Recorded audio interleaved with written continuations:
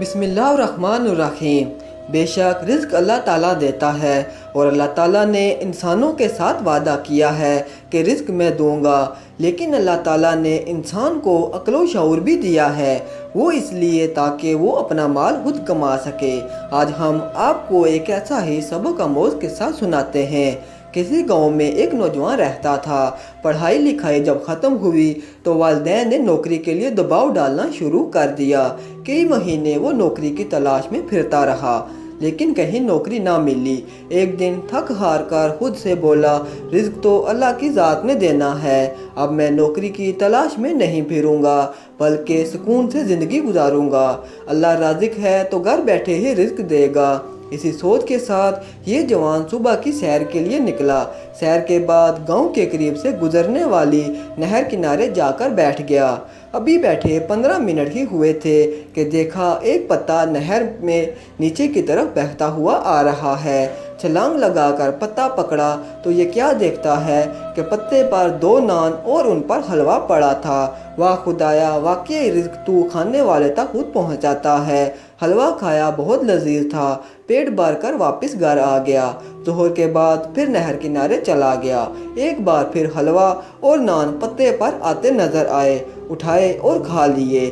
مغرب کی نماز کے بعد پھر نہر کنارے چلا گیا۔ اس بار بھی وہی ہوا۔ واہ، رات کے کھانے کا انتظام بھی ہو گیا۔ اب روزانہ فجر، ظہر اور مغرب کی نماز کے بعد نہر کنارے جا کر بیٹھ جاتا اور بلا ناغہ نان اور حلوہ مل جاتے۔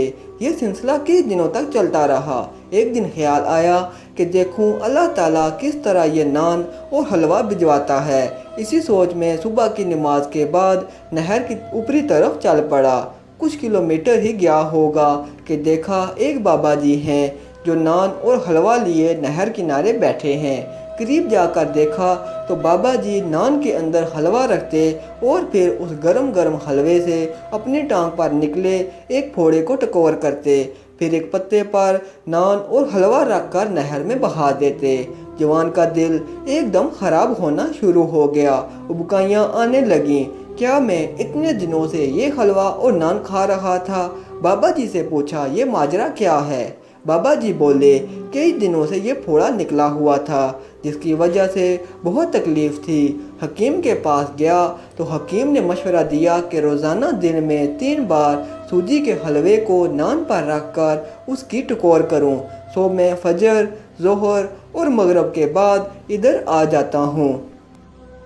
نان اور حلوے کی ٹکور کے بعد نان اور حلوے کو پتے پر رکھ کر نہر میں بہا دیتا ہوں تاکہ خراب ہونے کی بجائے چرند پرند اور مچھلیاں ہی کھا لیں۔ بے شک اللہ رازق ہے، رزق اللہ نے ہی دینا ہے۔ محنت اور کاہلی کے درمیان پھل کا فرق ہے۔ جو محنت کرتے ہیں انہیں پاک اور صاف رزق ملتا ہے، جو کاہلی میں وقت گزارتے ہیں اور حالات کے سامنے ہتھیار ڈال دیتے ہیں، رزق تو انہیں بھی ملتا ہے، مگر وہ رزق جس میں کراہت اور گندگی ہو۔ دنیا امتحان گاہ ہے جہاں رحمت اور محنت سے سفر ہوتا ہے۔ دوستو، کچھ قصے عارضی ہوتے ہیں لیکن اس کے پیچھے ایک بڑا سبق ہمیں ملتا ہے اور اسی سبق کے لیے فرضی قصے بنائے جاتے ہیں۔ ہم امید کرتے ہیں کہ آج کی تحریر آپ کو ضرور پسند آئی ہوگی۔